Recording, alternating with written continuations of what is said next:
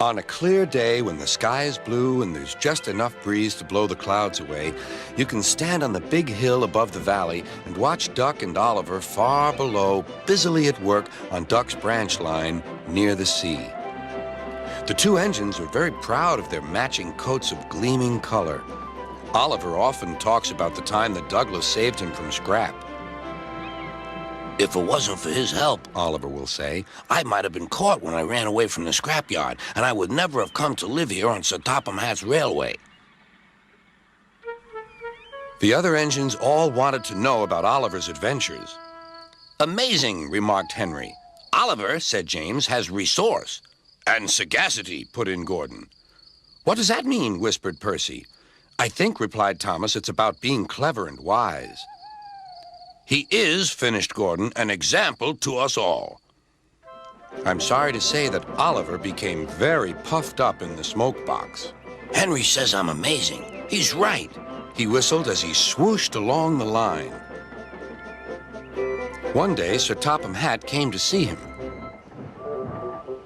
"You are doing well. Now you must learn how to look after freight cars." Every wise engine knows that you cannot trust freight cars. The other engines warned Oliver, but he took no notice.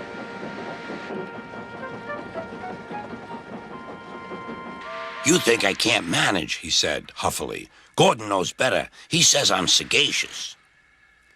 You may be good gracious or whatever you call it, but cars can be troublesome, and... "Say no more, Duck," interrupted Donald. "It's a pity, but the wee engine will just have to learn for himself."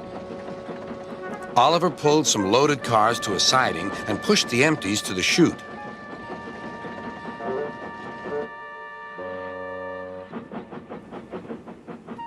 Then he came back to take the loaded cars away.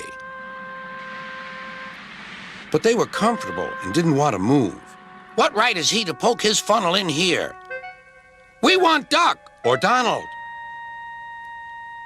"Or Douglas." "Look sharp," puffed Oliver. "That's not the way to speak," hissed the cars. "We'll get even." Oliver heard nothing.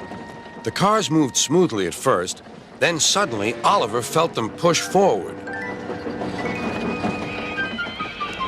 His driver applied the brakes, but they were useless against the surging cars. "On, on, on!" yelled the cars. Oliver fought hard, but still they forced him on and on.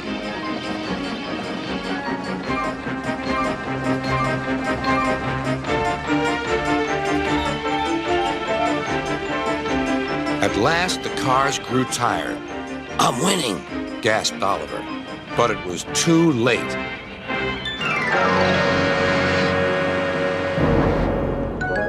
Oliver lay bruised and bemused, bunker down in the turntable well.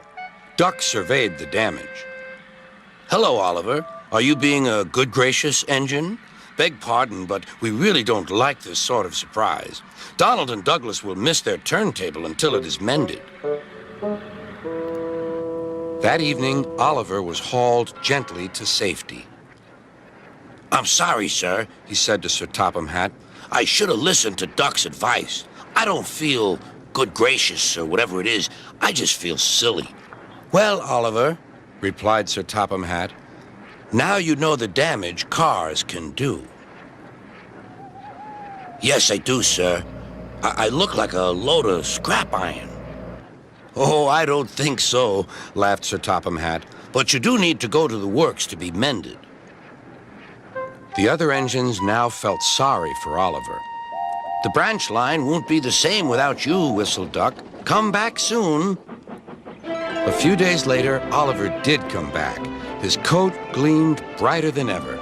He was a wiser engine, too, and never made a mistake about cars again.